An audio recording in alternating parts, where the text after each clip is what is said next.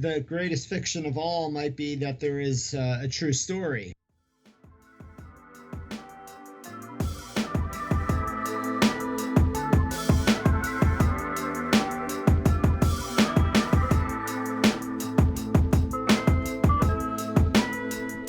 Hello and welcome to Read, Learn, Live, your book club discussion times 10. I'm your acclaimed host, John Monaster, and I'd like you to join me as I take a deep dive into the world of literature. In this episode, I'm delighted to have the opportunity to speak with author William Irwin. William is Herve A. LeBlanc Distinguished Service Professor and Chair of Philosophy at King's College, and is the author of Free Market Existentialist, Capitalism Without Consumerism. He is also the author of Intentionalist Interpretation, a philosophical explanation and defense. Irwin originated the philosophy and popular culture genre of books with Seinfeld and Philosophy, The Simpsons and Philosophy, and The Matrix and Philosophy. Free Dakota is his first novel. I hope you enjoy our conversation. All right, hello everyone, and welcome to Read, Learn, Live. I am here with William Irwin, or Bill, and we're going to talk about his book, Free Dakota. Bill, say hi. Hi, everyone. Great. We're real happy to have him. It's a real interesting, fascinating book combining philosophy and storytelling in a really interesting way. So I'm really excited to have a chance to speak with him. So I think we're just going to jump right into it. You ready, Bill? Sounds good, John. Thanks for having me. Yeah, thanks for being on. So I always like to start out and learn a little bit about the writing process because I love writing and I'm really curious to know what works for people. And I know you happen to be a pretty prolific writer, right? You've got lots of other books out there. Well, I've written lots of philosophy, so nonfiction, but this is my first work of fiction. Yeah, so you've written all these nonfiction books. Why did you decide to turn to fiction? Well, honestly, I've always wanted to write a novel. When you tell somebody you've written a book, oftentimes they ask you, well, what's the story? And then I'm left backtracking, suggesting, oh, well, it's not a story book. It's not a novel. It's not fiction. It's this or that. And I see their interest wane pretty quickly sometimes. Not just to satisfy people like that, but to satisfy myself. I've always wanted to write a novel, and I'm really happy that I finally have. That's great. So of all the potential types of novels, was there any reason you decided to write this book in particular, this story in particular? Well, the story of Free Dakota is about a secession movement, modern day in North Dakota. And I guess the reason that I decided to write this book is it was inspired by a couple of real-world scenarios. One is a secession movement in Vermont called the Second Vermont Republic, something that most people haven't heard about, but there is actually an active secession movement in Vermont. And next door in New Hampshire, they have a movement called the Free State Project, where they're encouraging people to move to New Hampshire to change the local laws. And it just struck me that those two ideas could work together so that people could be encouraged to move to a particular state to have that state secede from the Union. So it was just musing on the combination of those two possibilities that got me thinking, what would it be like? And so that takes us into the realm of fiction. Great. And so, could you briefly did it, but maybe just sort of give a more expanded summary of the story of the book for everybody. Sure. So there is a writer in New York City named Don Jenkins, and he, through a series of events, finds himself involved in the secession movement in Vermont, and he's kind of what I call an accidental libertarian. He really had never thought very much about politics, but the more he thinks about it, the less he likes any kind of government involvement. And the secession movement in Vermont doesn't work out, and he is sort of lured to North Dakota by this diner owner, John Mackey, who is promising this sort of libertarian paradise on the prairie. And so then most of the action takes place in North Dakota with the attempt of this movement to secede. Okay, and so, this was your first time writing a fiction book. I'm just curious about your writing process and whether that process was different than your prior books. Yeah, very different because most of the work that I've done previously has been rather academic and research based. And so it requires just very careful footnoting and checking. And so there was, for me, something very liberating about writing fiction because what's true in the fictional world is largely up to me as the author within certain constraints. So that was really liberating. I mean, it was easier in a way and then harder in other ways. Right. Sometimes when you have a totally blank canvas, it can be a little bit harder to work with than when you're a bit constrained. That's right. Okay. Was there anything that was particularly difficult? Well, the hardest part for me was revising. Through the years, I've learned how to revise when writing philosophy and when writing nonfiction. It's largely about getting the arguments right, but fiction really isn't about arguments. It's about creating a world.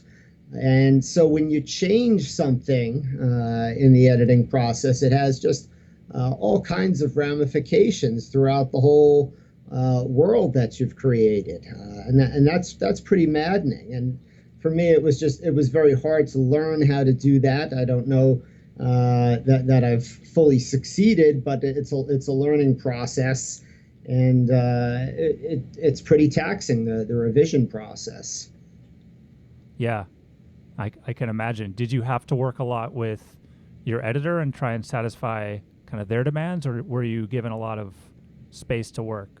The book wasn't contracted until it was in pretty good shape. So I was through a lot of revision, working with friends and my wife and other readers. So originally, the book was about twice as long as it is now. As it turns out, it's a rather short novel of just under 200 pages, or just over 200 pages, but it was twice as long as that. A lot of it just had to go. It was fat. It wasn't lean, and cutting parts just had major implications for parts that stayed, and so that was really the tough wrestle for me. Sure, and that makes me think about that. Forget who it was, but the famous sculptor that said that, they don't really create anything; they just take away the parts of the rock that aren't necessary. Right. I forget. Is that Michelangelo, maybe? Yeah, something like that. Yeah. So, I mean, I certainly wouldn't compare myself to Michelangelo, but there's really something to that. That you've got this lump that you have to kind of shape somehow. So maybe tell me about a time that something you wrote surprised you, right? Where even you're typing and you're thinking about it, and you're like, oh, well, wait, I didn't, where did this come from? Yeah. Well, honestly, I was surprised every day because I didn't start out with an outline for the story. I started off with the concept, as I explained, about this secession movement, and so every morning I sat down. I would write from 6:30 until 7:30, and every morning I was kind of surprised at what would happen. I would read back through what I had written the day before, just quickly to reorient myself, and then I would go. But to give a more specific answer, one thing that comes to mind is I hadn't had it in mind that one of the characters, Linda, was a lesbian until she met one of the other characters, Lorna, and had a kind of erotic reaction to her. So that was kind of funny to say, oh, well, she's a lesbian. I didn't realize that before. And now that you're a novelist, do you feel like that there's anything specifically about the novel writing process that everybody thinks they know about, but maybe they're completely wrong, since it really seems to me a lot of people want to write a novel. Like you said, people are always, beforehand, we're always asking you about the story. So that's really something that people idealize, is the idea of a novel. But, what do you think they get wrong about it? Well, it's hard to say what everybody gets wrong because there are just so many opinions.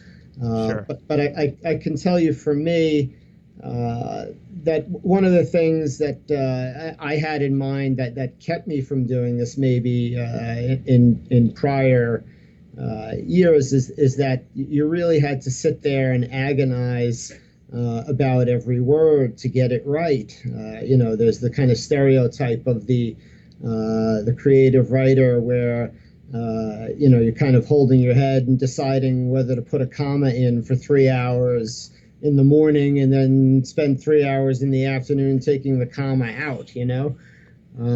I just didn't treat it that way. From what I read about writing, I read this book about writing a novel in a month. There's, I think, November that they often do this, or is it October? I don't know. National Write a Novel in a Month. Yeah, it's November, right? It's Is like it November? NaNoWriMo is the Yeah. short word for it. Yeah. That's it. So I didn't write this in a month, but I learned some valuable lessons for that about just writing.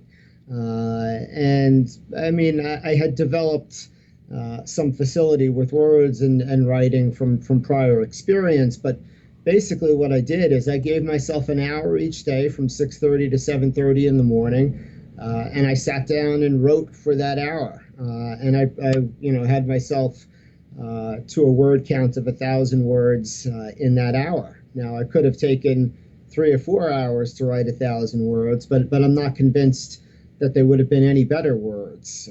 And I don't know that would work for everyone, but it worked for me to just produce it, just get it out there. The words were sort of cheap that way. I was kind of thinking about it as almost like a photographer.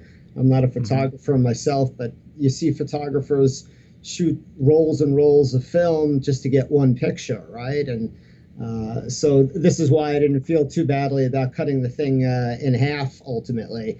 The words came pretty quickly, and so I couldn't feel all that attached to them, right? And in general, I don't really, I've been fortunate not to be afflicted with writer's block. And I have some fun with that because the main character in the novel, Don Jenkins, the writer, has writer's block throughout the novel. He can't write he can't produce another novel, and he starts blogging. But that just was never an issue for me. Now, maybe if I did greater quality control, I would find that I have writer's block. But I think it's that overly vigilant quality control that writers exercise upon themselves that gets them backed up in that way. Yeah, that's a great point. And actually, what I was thinking about was how technology allows us that freedom because, photographers can now take, so many photos because they're all digital. You can write all these letters and words because it's digital beforehand. If you're using film, if you're on a typewriter, it's a lot more expensive and time consuming to do all that. Yeah, that is absolutely right. And that's something that was occurring to me as I was doing this, just how fortunate I am to be alive in this day and age and being able to do it this way. It really took much more dedication, and I can see why. If paper and ink and typewriter ribbons and everything else are scarce and expensive, you really do have to agonize more over whether to put that word down on paper. But typing it into my computer, why not? Just put it down. It can always be changed, erased, thrown away, whatever. That's right. What a world. Yeah.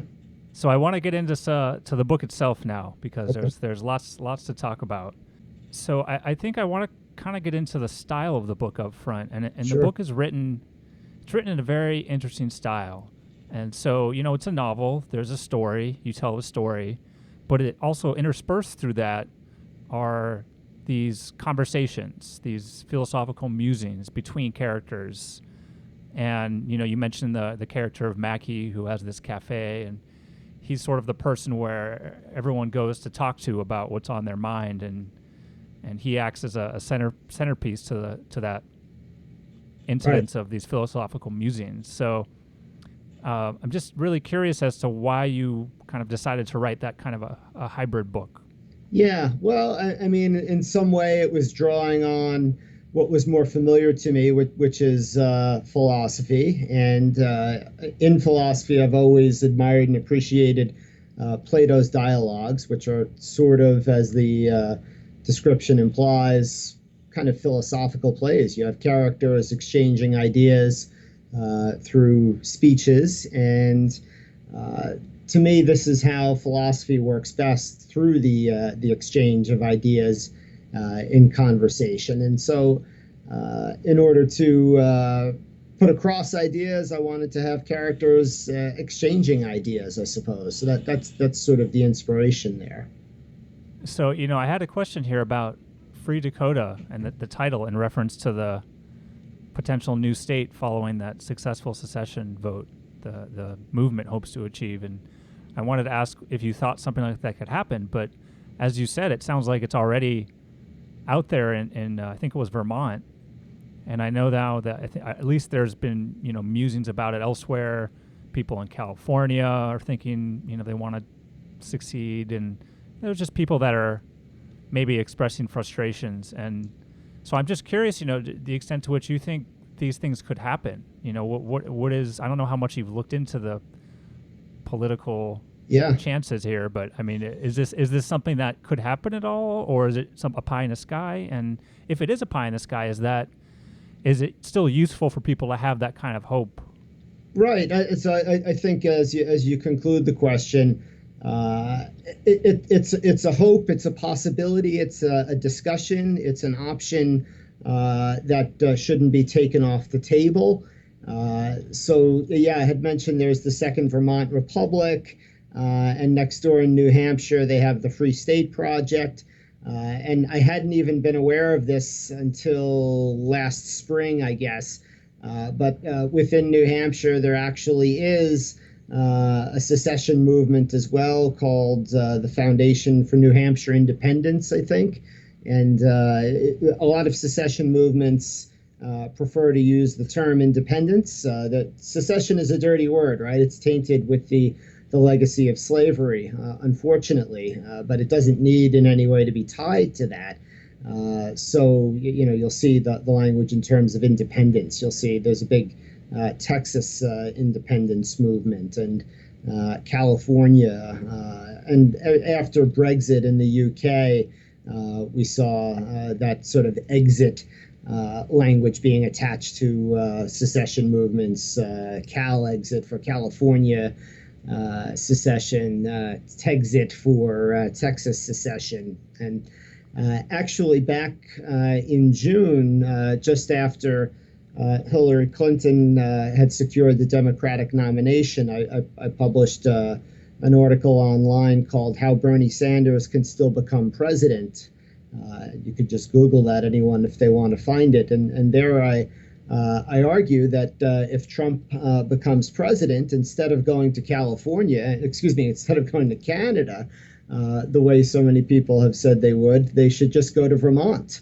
Everybody should move to Vermont who wants a different kind of government, and secede, and Bernie can be their president after all.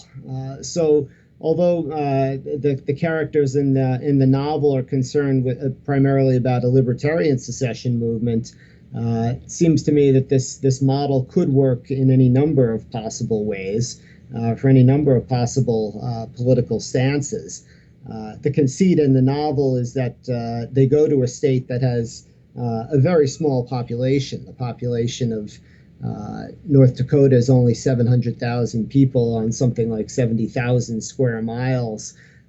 So you could conceivably, with a mass immigration, outnumber the native citizens of the state. And in a case like North Dakota, well, it's a beautiful state in many ways, but it's not California. So California or Texas trying to leave the Union, much more difficult sell than say North Dakota. So it's out there as a possibility. I don't think it's a likelihood anytime soon, but it's out there as a possibility. Yeah, and I think it is interesting how people have turned towards that in a lot of ways, and maybe in a way of just expressing themselves, expressing their frustrations, and kind of imagining and dreaming. And I think that's why fiction is so important sometimes, is to help people think about what could be.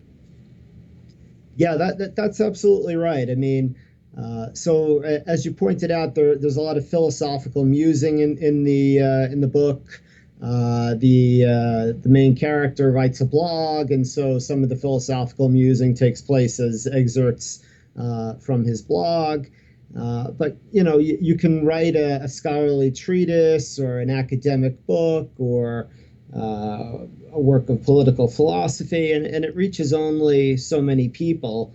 But a good story, and I hope I have a decent story, speaks to many more people and gets people to think about things in a way that dry academic writing just can't. I mean, I think of Orwell, 1984, Animal Farm. Those kind of books really reach people with a story in a way that a dry academic treatise about the same issues just wouldn't do. Right. And yeah, I want to talk about Don's blog. So Don is the main character. He has the Soda blog, Mm-hmm. and it is introduced as already kind of being a popular blog. He gets comments, people follow it. It's interesting. I see some similarities between that and even your book in that it's popular. It's written. It's using the written word to get important philosophical ideas across. I'm just curious about your thoughts in terms of how powerful the written word itself is. So there's obviously lots of ways to tell stories, but you're using a fictional novel here. Don is writing a blog, and you're both of those are happening in a world where people are doing Facebook Live and streaming video and stuff like that. So I'm Right. just curious about what you think in terms of how well the written word is holding up. Right. So just to clarify for the listeners, that it's called the Soda Blog because his first entry results from him encountering a ban on 64-ounce sodas in convenience stores in New York City and sort of flipping out. And this is what leads him on this path to wondering why the government is intervening in his life, starting with this really sort of trivial way of telling him how big his soda can be. But he's a novelist who is facing writer's block with his fiction, and so he finds an outlet that he can write. He can just write his ideas, and his fiction were courtroom dramas. He's a lawyer by training, and had found his way into writing courtroom dramas, but he had become sort of sick of himself as a writer of courtroom dramas. It felt like he was just duplicating the latest Law and Order sort of scenario, writing a formula. And so he becomes entranced with ideas. And to get back to the thread of your question, John, the written word, I think, is incredibly powerful in that way, both for good and for ill. We hear so much talk these days about fake news and the way in which false ideas are spread via the internet, and that is unfortunately true. But it's also powerful in more positive ways, and just the existence of things like Wikipedia, and just having the the world of knowledge at your disposal in a way that just was never possible before. I think of growing up and having a set of encyclopedias that were pretty terribly out of date, and I suppose I was fortunate for that. And now everyone has the written word, both in terms of information and opinion, at their immediate disposal 24/7. So I think there continues to be great power there. Makes a lot of sense. And that's great to hear, right? I, as a fan of reading and writing, am always hopeful that the written word will retain its strength. So, Don describes a seatbelt ticket, and he describes getting the ticket as a way of breaking a habit he knew was bad, but was socially conditioned to do. Right. So, Right. Do you feel like there's anything else like this we deal with? Sure, sure. So he wasn't very happy with it, but he sort of grudgingly admits after having gotten the seatbelt ticket that it would help him to break that kind of silly habit of not wearing the seatbelt. There are all kinds of what they call nudges, right? It's kind of small pushes, small incentives. I think in particular, another bad habit, of course, would be smoking, and the way in which laws have been enacted against smoking in most indoor facilities, even near the entranceways to doors. I know it was instrumental in having my father quit smoking many years ago. He worked, I don't even know on what floor of a skyscraper in Manhattan, and anytime he wanted a cigarette, he had to ride the elevator down, stand outside in the cold, smoke a cigarette, take the elevator back up. And although he didn't appreciate that, it was really the straw that broke the camel's back that got him to quit smoking. So something good comes out of it, I suppose, in that way. Yeah, that's actually really interesting. I've definitely read a lot about that, where just sometimes making things a little bit more difficult or adding a little bit of a penalty, it doesn't seem like it would make a change, but sometimes it's just that little bit that really pushes us for whatever reason. Yeah, absolutely. The book mentions, there are laws that one would establish if you could build a society from the ground up. And so I want to ask you the ultimate open-ended question here, which is, if that was happening, what are some of the laws you would start with? Well, yeah. So the characters in the novel have lots of discussion about the current state of things and what laws are problematic. And they do imagine what things will be like post-secession if they succeed. And I am sympathetic with the libertarian standpoint myself, and so instead of imagining what laws I would want to see enacted, I mostly am concerned with what laws I would want to get rid of, and that would be most of them, so that the role of government would boil down to protecting us from force, fraud, and theft. That we basically have to abide by the idea that we don't hurt other people and we don't take their stuff. Obviously, it would get more complicated than that, but I'm a real minimalist, I suppose, when it comes to what laws I think are necessary. Lorna was intrigued by Don, and Don really was asking these questions, these deep questions, and he was asking questions that took Lorna places she didn't even realize she wanted to go. And I really thought that was a powerful statement. So I wanted to talk with you about the power of the right questions and what you think that role plays. Yeah. In the book or otherwise. Yeah, good. So Lorna is Don's love interest, who eventually also comes to North Dakota. She has a colorful background that I'll just leave for the potential reader to discover for themselves, I suppose. And she becomes very instrumental in the movement. But as you say, Don asks her questions that really take her places that she didn't know she wanted to go. And again, this for me is the influence of philosophy. It's sort of the role that I see myself playing in the classroom as a teacher. I don't teach students what to think, but hopefully I teach them how to think, and I also introduce them to some subjects to think about and questions to ask that they weren't already familiar with or weren't already on their mind. So it's a terrific thing if somebody can leave you with a question that takes you in another direction with your life, or at least in your mental life, that this becomes important to you. And so that's part of the role that Don plays as, tutor or mentor to Lorna. in that way. And to me, it's an important role to play, not just with my students, but with my friends, my colleagues, and it's reciprocal, that they push me in that way as well, that they ask me questions that perhaps I hadn't considered before. Yeah, I think that's very true. And I think it's really useful to get pushed like that, to get a little bit out of your comfort zone from time to time. Mm-hmm. So the flip side of that is, later you talk in the book about listening and how people often want to reveal themselves to you, but we're not always the best listeners. Yeah. How do you think people can do a better job of this?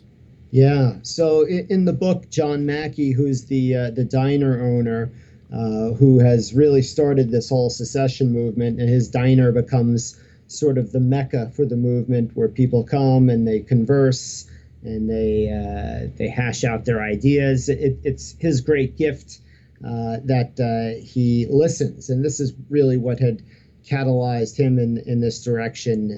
Anyway, he hadn't originally been all that interested in politics, and his gift is that he can sort of listen between the lines, right? We talk about reading between the lines, but he listens between the lines, and in particular, he's good at paying attention to seemingly irrelevant or throwaway comments. And this is something that I've found. Of course, it's hard to be a good listener, first of all, right? You need to not just be thinking about what you're going to say next, but actually be absorbed by what the other person is saying, and really giving them your attention. And you have to pay attention not just to the main thread of what they're saying, but the sort of marginalia of what they're saying. Because oftentimes people don't want to reveal themselves too directly, but they're willing to give you a kind of a clue or a kind of a hint. And if you're perceptive enough to pick up on it, then they're willing to go into more direct discussion with you and maybe reveal more of themselves to you. Yeah, and that's an interesting point, and definitely Mackey is sort of the key to all this. And he really espouses this very libertarian point of view. He talks politics constantly with people, but when he holds court at the diner, he very explicitly shies away from religion. He says no religion. So why is that, and why do you think it's important to keep those two separate in this case? Well, that's just something about the character. I mean, obviously, we know people who bring their religion and their politics close together all the time. So it's just a dimension of the character where Mackey himself is very religious. He had been on the road to becoming a Catholic priest at one point, but left that pursuit, but remains religious. But I suppose he would rather live a sermon than preach a sermon religiously. And when it comes to politics, he's just become interested in it from having heard it discussed so many times over the counter at his diner. And for him, the two are kept separate. We might imagine that somewhere else, in another context, he'd be glad to talk about religion, but not about politics. So it's a feature of the character, although we know plenty of characters in real life who bring the two together without any hesitation. So I want to think a little bit about the nature of jobs and work, and you touch on this a bit in the book. There's a character of Ben who worked real hard in school to become a doctor, so he can afford nice cars, get the hot girls. But in the end, he really lamented that it was just a job with long hours, was a bit dull at times. Why do you think that there's often that disconnect between our perception of a job versus the job itself? Yeah, well, I mean, there's a lot of prestige and money associated with certain jobs that turn out not to be always all that rewarding, particularly if the reason that they were pursued is because of the money and prestige. And medicine is certainly one of those. And it's again, something that comes out of my experience of dealing with college students on an ongoing basis, where they're put on a path to pursuing a certain career, not because they have any kind of great devotion to it, whether it be medicine or law or what have you, but because they know you can make a lot of money in that position, and because people will be impressed by it, and that's a real prescription for an unhappy life, I think, and it's an unfortunate way to go about things. And so, in the book, yeah, the Dr. Ben ends up becoming more interested in politics, and in particular about this secession movement. And also the main character, Don Jenkins, had been a lawyer for the first, until he was in his 40s, but really wanted to write, and so had begun writing when he could on the side, and was fortunate enough to turn that into a job that he enjoyed more, until he stopped enjoying it more, and as we meet him in the book, ends up with a pretty bad case of writer's block. Right, and so you also raised a great point, which is the idea of a transition, and that sometimes, and you talk about this in the book too, is that sometimes people want out after something becomes mundane. It starts off amazing and fascinating, starts to become mundane. They don't want to push through, and also that the grass is always greener too. And so, we have this idea that our initial job starts to become dull, something else looks much better, but a lot of the time people don't actually make that transition. Your characters were successful in making that transition, but a lot of people don't have that success. They're either not able to take that initial step or have trouble along the way. Why do you think that is generally? Yeah, well, there are a variety of reasons, I suppose. Some of it is laziness. Some of it is inertia. Some of it is security.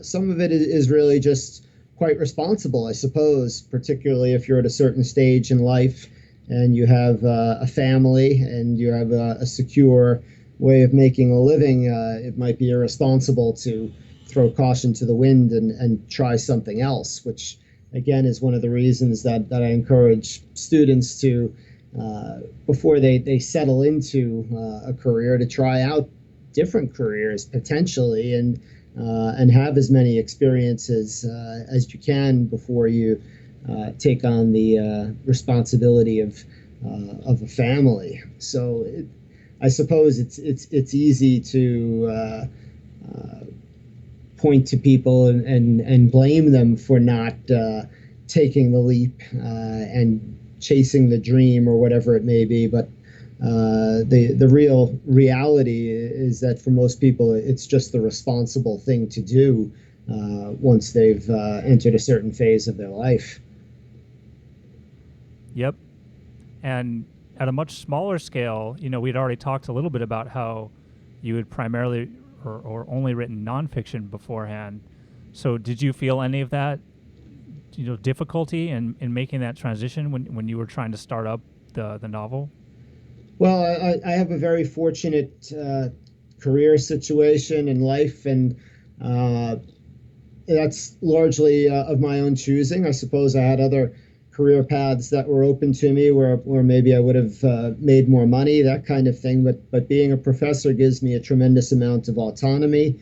And I'm 20 years into my teaching career and tenured and sort of safe as far as you might say. And so I can take chances. I can, and really what did I do? I spent an hour a day for, I don't know, a couple of 100 days working on a novel. I'm fortunate to be able to do that, and I'm fortunate to be able to pursue other kinds of writing projects. I have a lot of autonomy there, whereas other people may not have quite as much in the life they have. But what was liberating for me to find, and was sort of the message of that writing a novel in a month book and project, is that really almost anyone can make the time an hour a day and put that aside and do it. I mean, for me, it was a matter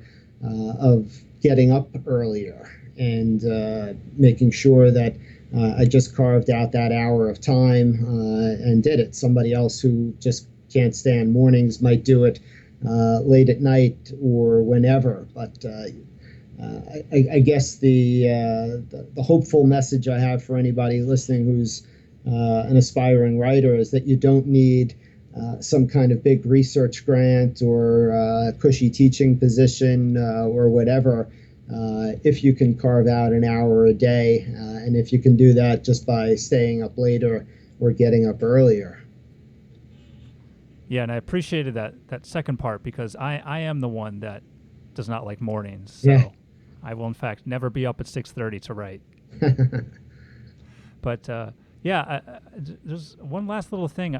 You talked about family very briefly. You talked about how it's not fair to look at your kids or grandkids through the lens of your own childhood because they're inevitably going to be different. But I think it's really interesting because I think we always make these comparisons between what's happening now versus how things were when we grew up versus how things might be in the future. I'm just curious about why you think we're making these constant comparisons and maybe a time that you made one that, was unfair.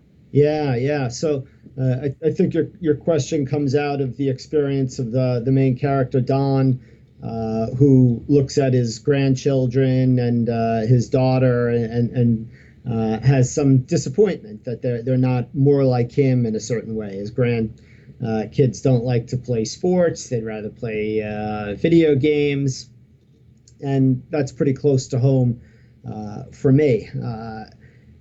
It's funny. The longer we live and the broader our experience, the more open-minded we are about different possibilities and different ways of living. But in my experience with my children, I can have a very narrow focus because, for example, my son just turned 13, and I have very vivid memory of what it's like to be 13 and what interested me and how I was and how I spent my time and what experiences I had. And I automatically seem to think that those things need to be the case for my son as well. In order for him to have a good or happy life, and it's just not true, right? So I'm constantly struggling with the idea that my son plays a lot of video games and doesn't seem to spend a lot of time in person with his friends, and those were the happiest times of my life when I was his age, spending time in person with my friends and playing ball out on the playground. And why doesn't he do that? And he's not going to have a happy childhood because of it, and it's just not true. And actually, that I'm glad you asked about that, because that sort of strain of thought led me to the next novel that I've written and that I'm currently shopping to a publisher, which deals with father-son relationships over generations, and the way in which we expect something of a son, and a son expects something of a father, and really the key is to accept one another for who we are, just as we would accept people who are not family or not as close to us for who they are. I think that's very powerful, and I'm excited to read your new book. Oh, thank you. Whenever that comes out. Well, I will certainly let you know. Yeah, definitely. So I mean, and maybe connected to that a little bit is the idea that Don also theorizes that we tell stories, whether books, movies, elsewhere, for entertainment, because we tell stories about ourselves. And just like you were talking about how when you were young and your fondest memories were running around playing with your friends, and your son is playing video games now, we have these stories in our mind about ourselves, and we give our lives a narrative. There's a beginning, middle, end at some point. And we seem so tied to all of that. I'm just curious about why you think our minds are structured in such a way to really focus on that idea of a narrative. Yeah, well, it's a question that I find fascinating, and I don't have any final answer to, except my sort of pet theory is that we tend to think about it backwards, which is we tend to think that, oh, I tell stories about myself because I'm so used to reading stories and watching stories, and I'm story saturated, and that's why I tell stories about myself in my own mind, whereas I think probably the truth is that we tell stories in the fictional realm of movies and television and books because we are, by nature, storytellers about ourselves, that we see ourselves not as living in isolated moments and disconnected, fragmented time, but playing out a narrative from beginning to middle to end. We look back on the past and we live in the present as a way of living towards the future. And why that is might find some answer in evolutionary biology. We're much more sophisticated in terms of our brain than our so-called lower animals who run basically on instinct, right? So the squirrel doesn't have the cognition of, oh, I better stow away some nuts for the winter, right? It is acting pretty well on instinct, but we're less instinctual or less gifted with instincts and more adaptable because we're able to anticipate and envision all kinds of possible futures and imagine what it might take to get to those futures. And so I think we sort of have to tell ourselves stories about where we are and where we've been as a way of getting us to where we want to be. And on top of that, at the very end of the novel, Don realized that no story was ever purely true, and also that there could still be a truth in fiction, even a truth in lies. Right. And it actually reminded me of this line. I used to watch the X-Files a lot when I was younger. Right. I love that show. And there was a line that said, "All lies lead to the truth," and I always liked that. Yeah. So in terms of all that, how do you think that plays out for us? And no story is ever purely true, and there are plenty of truths in fiction. The greatest fiction of all might be that there is a true story, right? Just because we can get the facts right about what happened, but I don't know for any kind of complicated event, do we really ever know the whys, right? So you can think of a complicated historical event like World War I or World War II, and you can know all of the facts, but it seems to me impossible to know all of the whys, and no single person, no even actor in the drama knows that, and even the attempt to tell the truth about it is just always flawed. I think anybody who's ever had the experience of being involved in something that gets reported in the news, whether it's a big national news story or just a small local news story, knows that the story told through the news is never quite right, despite honest efforts to tell it correctly. It's very difficult to get the facts right. And even if you get the facts right, to deal with motivations and intentions, we just really don't have a complete picture, right? So in a way that liberates us then to look back on fiction, right, which is not even attempting to tell a true story. And it, though, can embody a sort of truth, right? Not a literal truth about the facts. These things never really happened, of course, but thematically or in terms of feelings, emotions, the human experience, fiction can speak a kind of truth in that way. And so that's sort of a truth through lies. And I wasn't familiar with that X-Files line, but I love that all lies eventually lead to the truth. Yeah, and that's a great response, and I think that's a perfect place to sort of wrap up our main discussion there, because Great. that was my favorite thing thus far we've talked about, because I think that's so true. Oh, great. So I want to move on to our thunder round. So I hope you're excited. You ready? I'm ready for the thunder round, John. Bring All it right, on. great. We're going to ask you a couple quick questions, get a couple quick answers, and we're going to wrap it up. All right, I listened to the podcast, so I think I know what some of the questions will You be. know? I You think know? I think so. Let's hear. Okay, let's hear them. So first off, I want to hear about your favorite food and or your favorite drink. I knew you were going to ask that. Okay. So favorite food would be either ribs from a place called the Rendezvous in Memphis, Tennessee, or buffalo chicken wings from Duff's in Buffalo itself. And drink, I drink unsweetened iced tea all day long. All day, just like my dad. It's Yeah? who you, boy. Yeah. Yeah, Yep. he's very specific. No flavored, no anything else. Right. So okay, number 2, where is your favorite place you've ever been? Favorite place, Greece, in particular, Athens, Greece. And I was fortunate to get to some of the islands as well, Agana. It's been probably 18 years since I've been there, and went with my wife before we were married, and that's one place that we say for sure that we'll go back to. And we went on our honeymoon to Paris. We'd love to go back to Paris, but before we go back to Paris, we'll go back to Greece. Okay. Yeah, I've never been, but it's certainly on the list. So that's exciting. Good to Yep. hear. Yep, and it's relatively inexpensive. Yes, it is right now. Yep. So the last question is if you could wave a magic wand and change any one thing, what would it be and why? Yeah.